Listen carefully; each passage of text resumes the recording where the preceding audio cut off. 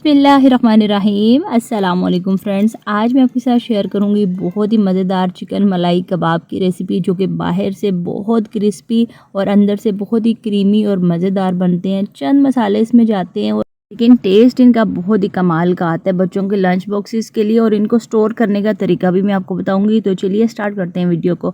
सबसे पहले एक बर्तन में मैंने तकरीबन 4 खाने के चम्मच कुकिंग ऑयल डाल दिया है और इसमें आधा कप के करीब मैंने शामिल किया है रफली कट की हुई प्याज, और इसके साथ एक दालचीनी का टुकड़ा और 2 बड़ी इलायची मैंने शामिल की है।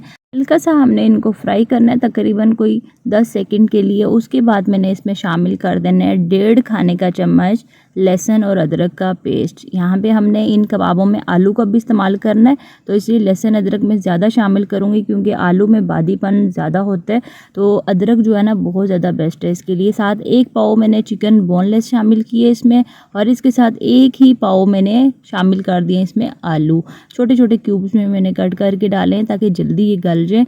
यहाँ पे हमने इनको 2 से 3 मिनट तक फ्राई करना है ताकि लहसुन अदरक का एक तो कच्चापन ख़त्म हो जाए, और दूसरा ये जो हमने खड़े मसाले शामिल किए ना, इसके साथ चिकन को जब फ्राई करेंगे ना तो ये चिकन की एक महसूस सी जो स्मेल होती है ना वो ख़त्म हो जाएगी और बहुत अच्छा टेस्ट आएगा। 1 से 2 मिनट तक हमने इनको फ्राई करना है। चिकन का यहाँ पे कलर चेंज हो चुका है। अब यहाँ पे मैंने शामिल करना है इसमें नमक, जो कि 1 चाय का चम्मच शामिल किया है। बस सिर्फ इस स्टेज पे ना सिर्फ नमक जाएगा, और 1-2 जो मसाले मज़ीद शामिल करने हैं वो मैं आगे चल के आपको बताऊंगी कि किस स्टेज पे शामिल करने हैं। नमक शामिल करने के बाद एक दफ़ा मिक्स करेंगे, और उसके बाद मैंने इसमें शामिल करना है पानी। यहाँ पे मैंने 2 कप पानी लिए।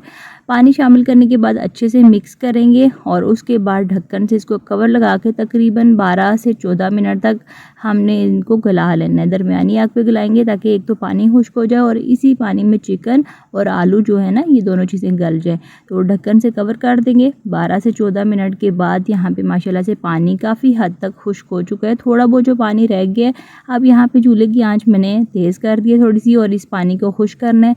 लेकिन इससे पहले ये जो खड़े मसाले हमने स्टार्ट में डाले थे ना, इनको हमने स्टेज पे निकाल लेना है। दालचीनी और 2 जो बड़ी इलायची शामिल की क्योंकि इनका फ्लेवर हमें इस स्टेज तक ही चाहिए था।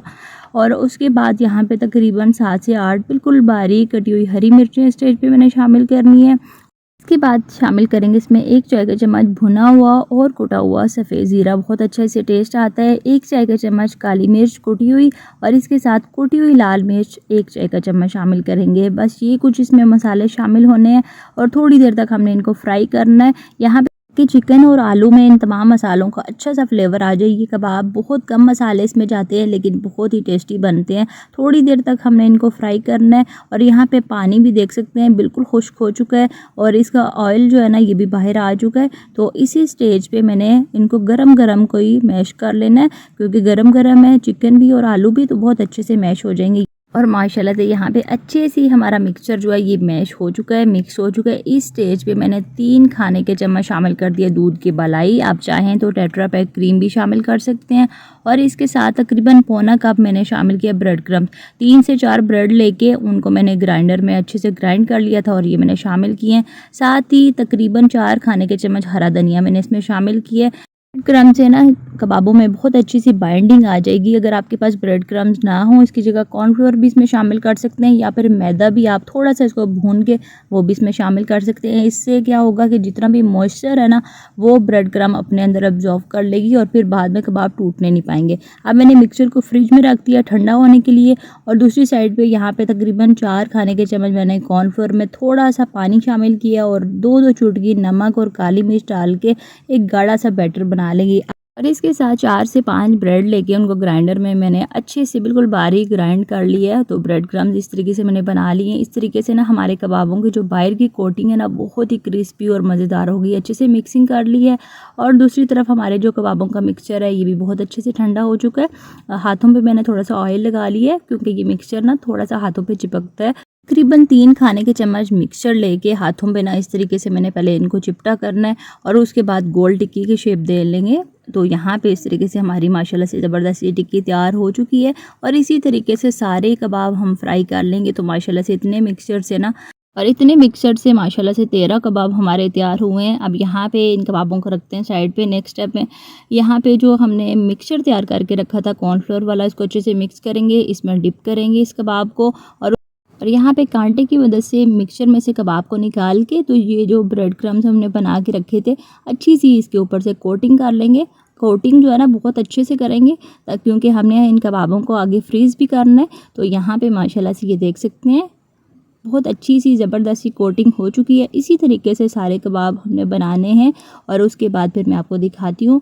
यहाँ पे माशाल्लाह से सारे कबाबों की कोटिंग जो है ना ब्रेड क्रम्स की हो चुकी है। अब इस स्टेज पे ना हमने इनको रख देना है फ्रीज़र में। अगर तो आपने इनको फ्रीज़ करना है तो 3 से 4 घंटे इनको फ्रीज़र में छोड़ दें। उसके बाद ज़िपलॉक बैग में डाल के तो इनको रख दें फ्रीज़र में। 1 महीने तक ना ये आपके आराम से चल जाएंगे। लेकिन मैंने यहाँ पे तकरीबन 1 से 1.5 घंटा इनको फ्रीज़र में रखे थे क्योंकि मैंने आधे कबाब फ्राई करने थे। तो फ्रीज़र में रखने से क्या होगा थोड़े से ये सख्त हो जाएंगे और उसके बाद जब आप फ्राई करेंगे ना तो बहुत अच्छे रिज़ल्ट मिलेंगे। मैंने आधे कबाबों को फ्रीज़ कर दिया था और यहाँ पे माशाल्लाह से आधे कबाब में फ्राई कर रही हूँ। तो देख सकते हैं आप बहुत अच्छे से ज़बरदस्त से ये फ्राई हो रहे हैं। और दूसरा थोड़ी देर के लिए आपने फ्रीज़र में 1 से 1.5 घंटे तक लाजमी रखना है ताकि अच्छे से ये सेट हो जाए। और यहाँ पे प्यारा सा कलर आने तक हमने इनको फ्राई किया है। तो अब यहाँ पे एक एक करके हमने इन तमाम कबाबों को निकाल लेना है और बाहर से बहुत ही माशाल्लाह से ये क्रिस्पी कबाब बन के तैयार हुए हैं। इनको मैंने केचप और इमली की चटनी के साथ सर्व किया है। आप बच्चों के लंच बॉक्सेस में इनको बना के दें या फिर टी टाइम स्नैक्स के तौर पे भी इनको इस्तेमाल कर सकते हैं। बहुत ही कमाल की रेसिपी है। इसमें मसाले बहुत ही कम जाते हैं लेकिन ये बहुत ज़बरदस्त बनते हैं। अंदर से बहुत ही क्रीमी और बाहर से बहुत ज़्यादा क्रिस्पी माशाल्लाह से तैयार होते हैं। तो इस ज़बरदस्त रेसिपी के साथ मैं आपसे इजाज़त चाहती हूँ। वीडियो को लाइक और अपने फ्रेंड्स एंड फैमिली में शेयर करना मत भूलिएगा। और चैनल पर अगर आपने फ़र्स्ट टाइम विज़िट किया तो सब्सक्राइब करके ऑल नोटिफिकेशन को ज़रूर प्रेस करिएगा। अल्लाह हाफिज़, फ़ी अमान अल्लाह।